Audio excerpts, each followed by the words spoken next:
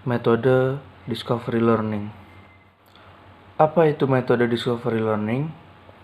Metode Discovery Learning merupakan proses belajar di mana siswa berperan aktif untuk menemukan informasi dan memperoleh pengetahuannya sendiri dengan pengamatan atau diskusi dalam rangka mendapatkan pembelajaran yang lebih bermakna.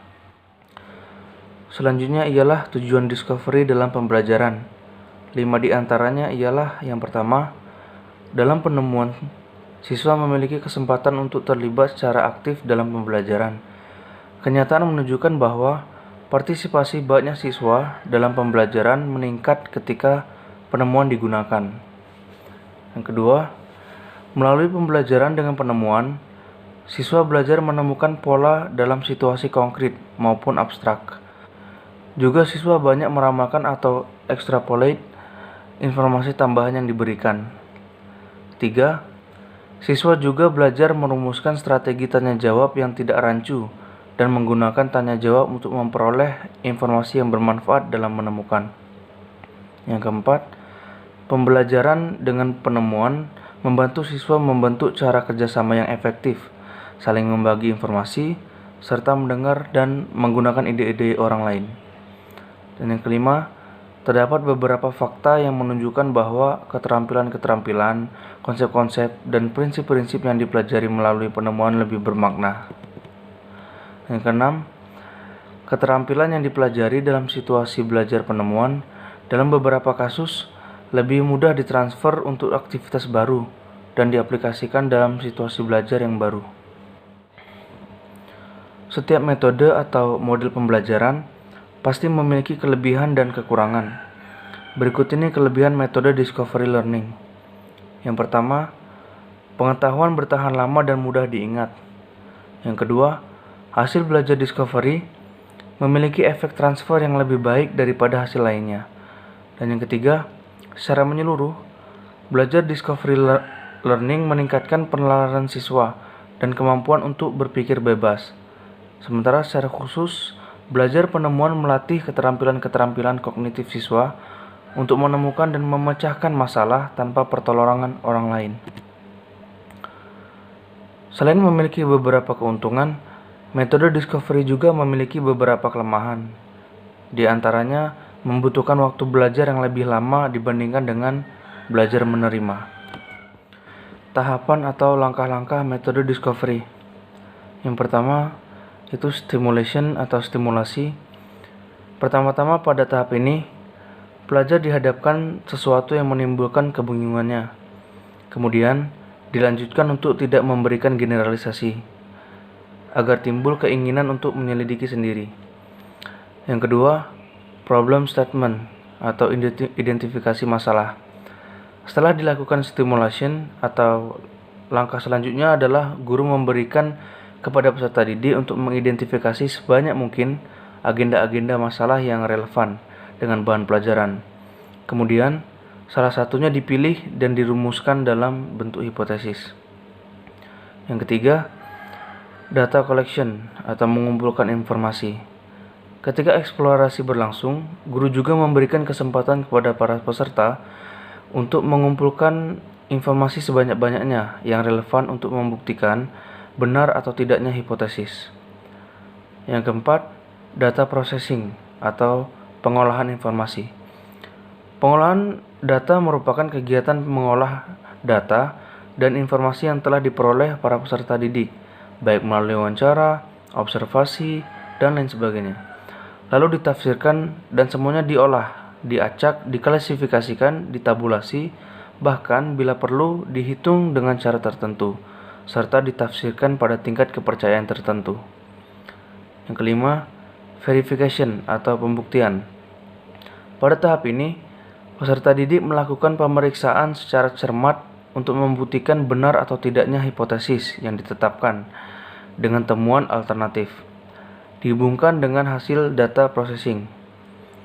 Kemudian yang keenam, generalization atau menarik kesimpulan.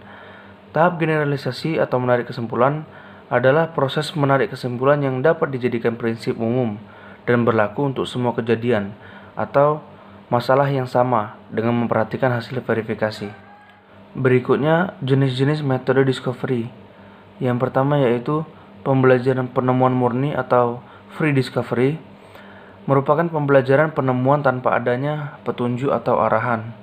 Dan jenis yang kedua yaitu pembelajaran penemuan terarah atau terbimbing, guided discovery, merupakan pembelajaran yang membutuhkan peran guru sebagai fasilitator dalam proses pembelajarannya. Serang terus, serang. Enemy legendary. Enemy double kill. Enemy triple kill. Enemy mania. Enemy savage.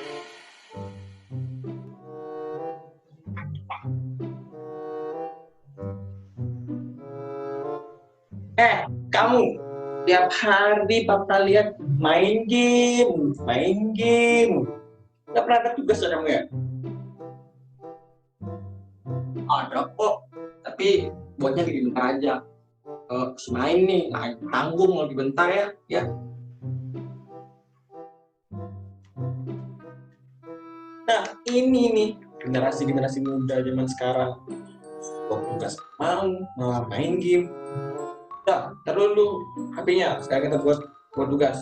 Emangnya kamu ada tugas apa sih sampai nggak mau dibuat kayak gitu? Kamu ini emang.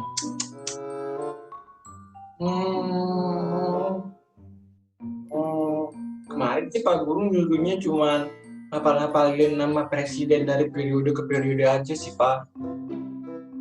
Oh, cuma nama-nama presiden toh, itu mah gampang.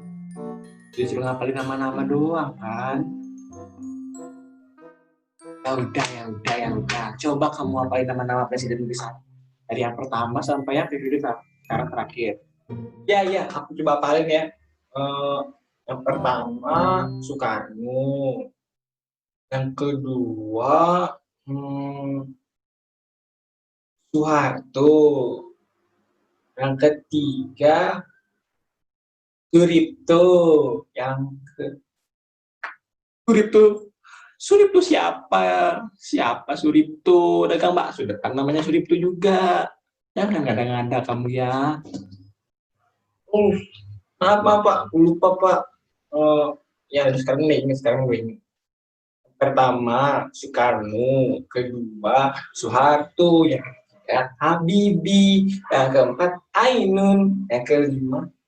Aduh, kamu ini yang benar itu yang pertama Soekarno, yang kedua Soeharto, yang ketiga ada Habibie, yang keempat itu Gus Dur, yang kelima itu Megawati, yang keenam itu ada Susilo Bambang Yudhoyono, dan yang terakhirnya adalah Pak Jokowi. Ya udah kamu dulu sekarang. Udah, Pak Suhu kamu ngapain lagi dari awal ya?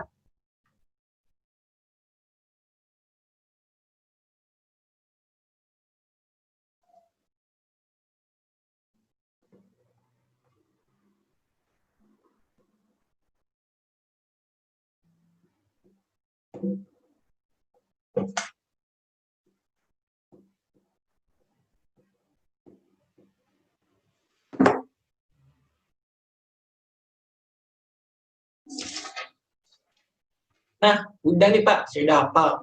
Yang pertama, Soekarno.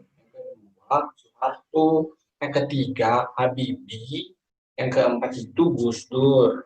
Yang kelima itu Bu Megawati. Yang keenam itu Pak Susilo Bambang Yudhoyono. Dan yang terakhir itu Bapak Jokowi. Benar kan Pak?